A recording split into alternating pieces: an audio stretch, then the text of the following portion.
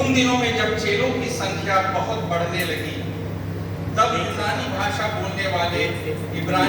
बोलने वालों पर कुड़कुड़ाने लगे और प्रतिदिन की सेवकाई में हमारी विधवाओं की सुधि नहीं ली जाती। तब उन 12 ने चेलों की मंडली को अपने पास बुलाकर कहा, यह ठीक नहीं कि हम परमेश्वर का वचन छोड़कर खिलाने पिलाने की सेवा में रहें। इसलिए हे भाइयों, अपने में से 7 सुनाम पुरुषों को जो पवित्र आत्मा और बुद्धि से परिपूर्ण हो चुन लो कि हम उन्हें इस काम पर ठहरा दें। परंतु हम तो प्रार्थना में और वचन की सेवा में लगे रहेंगे। यह बात सारी मंडली को अच्छी लगी और उन्होंने स्तिफनुस नामक एक पुरुष को जो विश्वास और पवित्र आत्मा से परिपूर्ण था, और फिलिपुस और प्रुखोरुस और निकानोर और तिमोन और परमिनास और अंताकियावासी निकुलाउस को जो यहूदी मत में आ गया था, चुन लिया। इन्हें प्रेरितों के सामने खड़ा किया और उन्होंने प्रार्थना करके उन पर हाथ रखे। परमेश्वर का वचन फैलता गया और यरूशलेम में चेलों की गिनती बहुत बढ़ती गई और याजकों का एक बड़ा समाज इस मत को मानने वाला हो गया। तो ये वचन आप लोगों को परिचित होगा और जैसे पहले पद में लिखा है कि ये उन दिनों की बात है जब चेलों की संख्या बहुत बढ़ने लगी। So this incident is reported about a time when there was an increase in the number of members who are being added to the church. तो कलीसिया यहाँ पर ग्रोथ एक्सपीरियंस कर रही है ना, कलीसिया में बढ़ती हो रही है।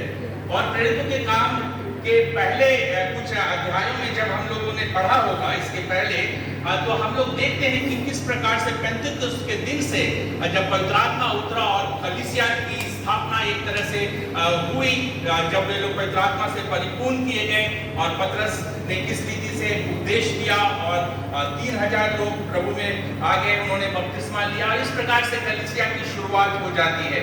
So we have noted that how on the day of Pentecost, after the Holy Spirit was given, and how so many people turned to the Lord after the very very powerful sermon that Peter had preached, and 3000 were added. और अगर हम लोग देखेंगे कि दूसरा अध्याय के जो अंतिम कुछ पद है, उसमें इस कलीसिया के स्वभाव के बारे में लिखा गया है कि कैसे कलीसिया में जब लोगों की संगति सहभागिता, ये सहभागिता सम्मेलन हम लोग कर रहे हैं और वो भी एक सहभागिता में किस रीति से आरंभिक कलीसिया बड़ी, उसके विषय में वर्णन है जो दूसरे अध्याय के 43वें पद से पढ़ते हैं। So how it was reported about the nature of this church which was experiencing huge growth, and we read it in chapter 2 verses 43 onwards, और वहाँ ऐसा लिखा है, और सब लोगों पर भय छा गया और बहुत से अद्भुत काम और चिन्ह प्रेरितों के द्वारा प्रकट होते थे और सब विश्वास करने वाले इकट्ठे रहते थे और उनकी सब वस्तुएं साझे में थी। वे अपनी अपनी संपत्ति और सामान बेच कर जैसी जिसकी आवश्यकता होती थी बांट दिया करते थे। वे प्रतिदिन एक मन होकर मंदिर में इकट्ठे होते थे और घर घर रोटी तोड़ते हुए आनंद और मन की सिधाई से भोजन किया करते थे और परमेश्वर की स्तुति करते थे और सब लोग उनसे प्रसन्न थे और जो उद्धार पाते थे उनको प्रभु प्रतिदिन उनमें मिला देता था। तो यहाँ पर हम लोग कैसा स्वभाव देख रहे हैं इस कलीसिया का? हम लोग देख रहे हैं कि एक बिल्कुल ही नई किस्म की समुदाय यहाँ पर आ गया है और इस नए समुदाय में बहुत सारे चिन्ह, बहुत सारे आश्चर्य प्रेरितों के द्वारा किए जा रहे हैं। वे लोग सब एक साथ रहते थे। There is a unity, they are living together, there is a strong fellowship which is expressed by the word koinonia, एक आपसी सहभागिता, और एक बहुत महत्वपूर्ण बात है उनकी सब वस्तुएं साझे की थी। मीन्स वो लोग प्राइवेट प्रॉपर्टी पे विश्वास नहीं कर रहे हैं, ये सब communal ownership of whatever resources they हैं, है ना। कुछ हमारा निजी संपत्ति है ऐसा नहीं, भाव नहीं है, लेकिन वे लोग सब एक दूसरे से जो भी संपत्ति है उसे साझा कर रहे हैं। और यहाँ तक कि 45 में कहता है अपनी संपत्ति और सामान बेच कर भी जिसकी आवश्यकता होती थी बांट दिया करते थे।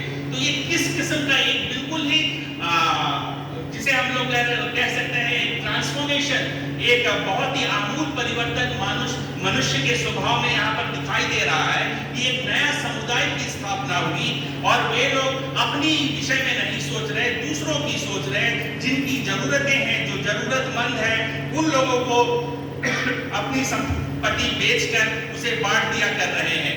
So this is a totally transformed community which is not having its own interest in mind. They are not believing in on their own, having their own property, but they are sharing everything with others, and also especially for those who are the needy among them. उसके साथ ही साथ वे लोग आपस में संगति कर रहे, घर घर रोटी तोड़ रहे, मंदिर में इकट्ठे उपासना के लिए और परमेश्वर की स्तुति करते, और लोग सब लोग उनसे प्रसन्न थे। Means even the outside community were pleased with them.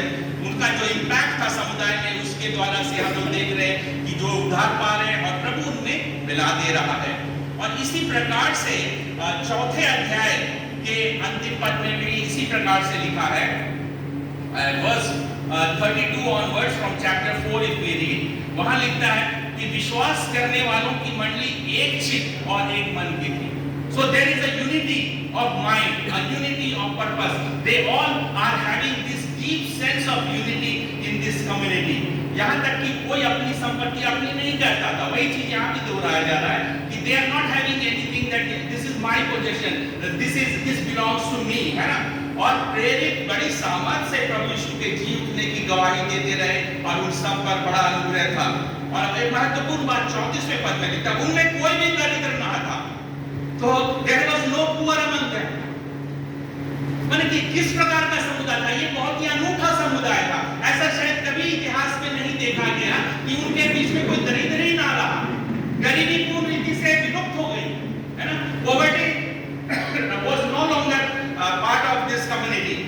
and कहता है जिनके पास भूमि है, घर के, उनको बेच कर बिकी हुई वस्तुओं का दाम लगाते और प्रेतों के पांव पर रखते थे, और जैसी जिसकी आवश्यकता होती थी उसके अनुसार एक को हर एक को बांट दिया करते। So according to each person's need, this family need this much, okay you can have this. तो इस प्रकार का एक आमूल परिवर्तन इस समुदाय में हम लोग देख रहे हैं। और उसी में फिर एक वर्णन है साइप्रस का लेवी जिसका नाम बरनबास, और वो अपनी भूमि बेचा और अब उसका जो दाम मिला प्रेतों के पांव रख दिए। मैं ये सब क्यों बता रहा हूँ, क्योंकि छठे अध्याय में जब हम लोग आते हैं, so when we come to chapter 6, we see already from this kind of a community there is some change taken place. So what it means that as the church experiences growth in its number, some challenges also arise। और मेरे ख्याल में ये हमेशा हम लोगों की कलीसियाओं में भी होता है कि जब संख्या में वृद्धि होती है, जब कलीसिया में विस्तार होता है, तो अलग अलग किस्म की चुनौतियां भी आ जाया करती है। और ऐसा एक समुदाय जो कोइनोनिया वाला समुदाय था, एंड उसके बाद अभी किस प्रकार का टेंशन बढ़ना है। In chapter 6 we recognize that this community which was so much unified, there was such a deep sense of unity and purpose, कि दोनों उन सब में एक एका का भाव था। अब वहां पर क्या हो रहा है कि दो समुदायों के बीच, वही कलीसिया का समुदाय वही है, लेकिन उस समुदाय में लोग अब एक को दूसरे नजर से देखने लगे कुछ लोगों। और ये नजरिए में फर्क क्या आया कि यूनानी भाषा बोलने वाले, some are Hellenistic Jews and some are Hebraic Jews। So who are the Hellenistic Jews? यूनानी भाषा बोलने वाले यहूदी कौन है? जो दूसरे क्षेत्रों में, जो यूनान के प्रभाव में आने वाले क्षेत्रों में निवास करते थे, लेकिन अब वो लोग वापस यरूशलेम में आकर रह रहे थे, और इसलिए उनकी भाषा, उनकी संस्कृति यूनानी संस्कृति से प्रभावित थी। और जो लोग यरूशलेम के यहूदी थे, वे लोग इब्रानी भाषा बोलने वाले थे, और उनकी संस्कृति उन आप्रवासी यहूदियों से थोड़ी फर्क थी। And therefore this division of culture, division of language, that is causing rift or conflict within the community। और यहाँ पर क्या होता है कि उनके बीच में ये कुड़कुड़ाहट होने लगी, और किस बारे में? क्योंकि जो मिनिस्ट्री वो लोग कर रहे थे, कलीसिया, the church already was having a ministry to feed the widows and the orphans and those who were poor among them, so they were having some kind of a ministry to feed them regularly, है ना? तो उसकी जो सेवकाएं थी, उनको विधवाओं की सुधि लेने वाली, उसमें जो लोग यूनानी भाषा बोलने वाले जो यहूदी थे वो कह रहे हैं कि हमारे लोगों की अनदेखी हो रही। There is an allegation of discriminatory practices against their feeling, है ना। तो जो लोग बाहर से आए हुए हैं, आप्रवासी हैं, उनको लग रहा है कि हमारे साथ थोड़ा अलग बर्ताव किया जा रहा है। और ये वाली समस्या जब प्रेरितों के सामने लाई जाती है तो वहां पर प्रेरित लोग उसके विषय में कुछ निर्णय लेते हैं, और जो निर्णय वो लेते हैं उसके विषय में मैं चाहता हूं कि हम लोग थोड़ा सोचें, क्योंकि उस निर्णय को जो प्रेरितों ने लिया उस समय इस चुनौती का सामना करने के लिए, इस समस्या को संबोधित करने के लिए, उसके बड़े दूरगामी परिणाम हुए। So what I want us to reflect and ponder carefully as to the decisions that the apostles took to address this issue of discrimination, of division that was arising within the church had a very long-term consequences on the nature of the church, and the consequences are such that they still affect us. ये ऐसे परिणाम थे जिसका अभी भी हम लोगों पर अब तक कलीसिया में असर है। और उनका क्या निर्णय था कि वो कहते हैं ये ठीक नहीं कि हम परमेश्वर का वचन छोड़कर खिलाने पिलाने की सेवा करें। तो यहाँ पर सेवकाई के विषय में दो विचार उभर रहे हैं। This is the word used in Greek is I think diakonis, जो सेवा, सेवकाई, है ना। तो वो सेवकाई में कुछ बोल रहा है कि एक सेवकाई सोच रहे हैं apostles कि हम लोग का सेवकाई मिला है परमेश्वर के वचन की सेवकाई का, और ये जो दूसरा सेवकाई है गरीबों को खिलाने का, विधवाओं की सुधि लेने का, ये अलग किस्म के सेवकाई। और वो लोग ये निर्णय लेते हैं कि ये ठीक नहीं है। They think that it is not good on their part that they should forgetting the priority of the ministry, what they think is assigned to them to engage in the ministry of feeding the poor। और इसीलिए वो लोग बोलते हैं कि 7 पुरुषों को चुन लो जो पवित्र आत्मा और बुद्धि से परिपूर्ण है, और उनको ये काम में ठहरा दे, परंतु हम तो प्रार्थना में और वचन की सेवा में लगे रहे। So this division about this, what we still so much discussion goes on that what is integral mission, है ना, कि हम लोग अभी भी समग्र मिशन की सेवा के बारे में बहुत चर्चा चिंतन करते हैं, लेकिन जो विभाजन हुआ सेवकाई के संबंध में कि वचन की सेवकाई, प्रार्थना की सेवकाई और यहाँ पर दरिद्रों की सेवा की सेवकाई, ये विभाजन यहाँ पर आरंभिक कलीसिया में ही नजर आता है। और प्रेरितों ने ये सोच के जब ये सोच उस पर आई, जबकि हम लोगों ने दूसरे अध्याय में पढ़ा, चौथे अध्याय में पढ़ा, there is no such division. Apostles are not having that this is a separate ministry or this is the ministry of the word. They are all together. They are meeting the needs of the poor.